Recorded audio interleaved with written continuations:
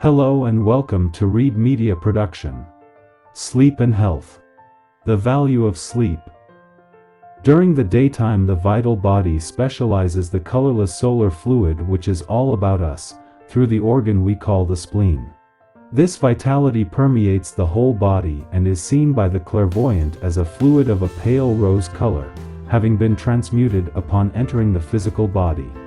It flows along every nerve, and when it is sent out by the brain centers in particularly large quantities, it moves the muscles to which the nerves lead.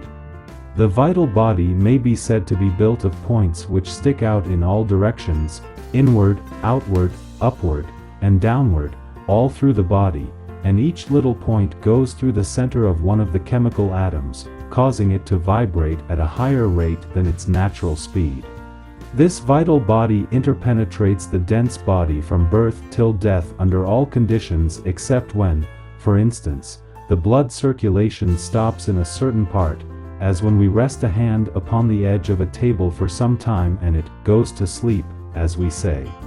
Then, if clairvoyant, we may see the etheric hand as a glove, and the chemical atoms of the hand relapse into their natural slow rate of vibration. When we slap the hand to cause it to wake up, as we say, the peculiar prickling sensation we feel is caused by the points of the vital body which then re-enter the sleeping atoms of the hand and start them into renewed vibration. The vital body leaves the dense body in a similar manner when a person is dying. Drowning persons who have been resuscitated experience an intense agony caused by the entrance of these points, which they feel as a prickling sensation. During the daytime, when the solar fluid is being absorbed by the man in great quantities, these points of the vital body are blown out or distended, as it were, by the vital fluid, but as the day advances and poisons of decay clog the physical body more and more, the vital fluid flows less rapidly. In the evening there comes a time when the points in the vital body do not get a full supply of the life-giving fluid. They shrivel up and the atoms of the body move more sluggishly in consequence. Thus the ego feels the body to be heavy, dull, and tired. At last there comes a time when, as it were, the vital body collapses and the vibrations of the dense atoms become so slow that the ego can no longer move the body. It is forced to withdraw in order that its vehicles may recuperate. Then we say the body has gone to sleep. Sleep is not an inactive state, however. If it were, there would be no difference in feeling in the morning and no restorative power in sleep. The very word restoration implies activity. When a building has become dilapidated from constant wear and tear and it is necessary to renovate and restore it, the tenants move out to give the workmen full play. For similar reasons the ego moves out of its tenement at night. As the workmen work upon the building, to make it fit for reoccupancy, so the ego must work upon its building before it will be fit to re-enter. And such a work is done by us during the night time, although we are not conscious of it in our waking state. It is this activity which removes the poisons from the system, and as a result the body is fresh and vigorous in the morning when the ego enters at the time of waking. How to treat disease during sleep. It has been asked if a person can be influenced in natural sleep as he can in hypnotic sleep, or if there is a difference. Yes, there is a difference. In the natural sleep, the ego, clothed in the mind and desire body, draws outside the physical body and usually hovers over the body, or at any rate remains close to it, connected by the silver cord, while the vital body and the dense body are resting upon the bed. It is then possible to influence the person by instilling into his brain the thoughts and ideas we wish to communicate. Nevertheless, we cannot then get him to do anything or to entertain any idea except that which is in line with his natural proclivities.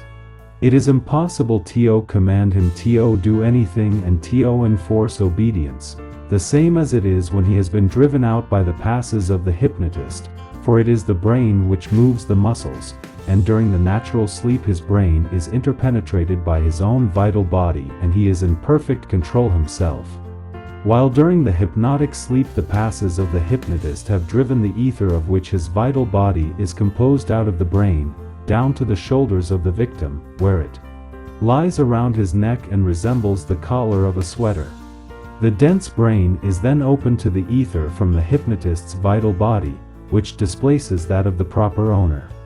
Thus, in the hypnotic sleep the victim has no choice whatever as to the ideas he entertains or the movements he makes with his body, but in the ordinary sleep he is still a free agent.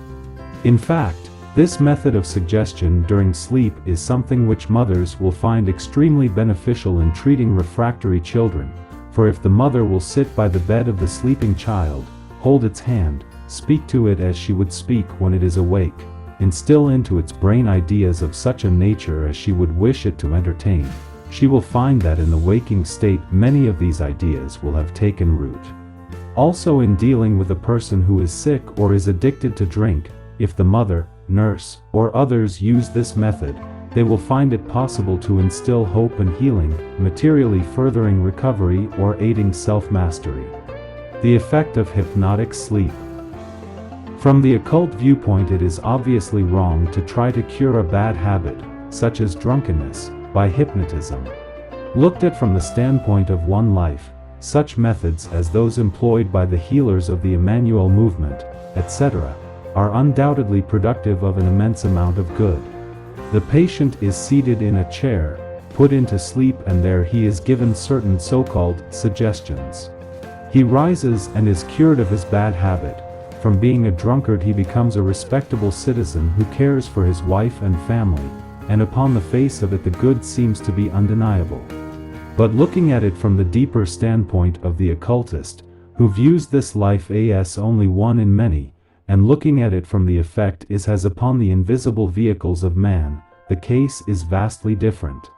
When a man is put into a hypnotic sleep, the hypnotist makes passes over him which have the effect of expelling the ether from the head of his dense body and substituting the ether of the hypnotist. The man is then under the perfect domination of another, he has no free will, and, therefore, the so-called suggestions are in reality commands which the victim has no choice but to obey. Besides, when the hypnotist withdraws his ether and wakens the victim, he is unable to remove all the ether he put into him. To use a simile, as a small part of the magnetism infused into an electric dynamo before it can be started for the first time is left behind and remains as residual magnetism to excite the fields of the dynamo every time it is started up, so also there remains a small part of the ether of the hypnotist's vital body in the medulla oblongata of the victim, which is a club the hypnotist holds over him all his life, and it is due to this fact that suggestions to be carried out at a period subsequent to the awakening of the victim are invariably followed. Thus the victim of a hypnotic healer does not overcome the bad habit by his own strength, but is as much chained in that respect as if he were in solitary confinement, and although in this life he may seem to be a better citizen, when he returns to earth in another embodiment he will have the same weakness and have to struggle until at last he overcomes it himself. Protective influence. There are methods of protecting oneself from inimical influences, and it is better to be enlightened concerning things that threaten so that we may take whatever precautions are necessary to meet the emergency. When we live lives of purity, when our days are filled with service to God and to our fellow men, and with thoughts and actions of the highest nobility, then we create for ourselves the golden wedding garment, which is a radiant force for good. No evil is able to penetrate this armor, for the evil acts as a boomerang and recoils on the one who sent it, bringing to him the evil he wished others. It is a fact that an auric atmosphere surrounds every human being.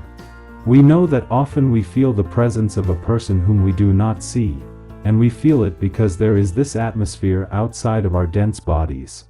This is gradually changing, gradually it is becoming more and more golden in the west. The farther we go with the sun, the more this golden color increases the color of the Christ and of the Christ-like, the saints whom painters have depicted with a halo.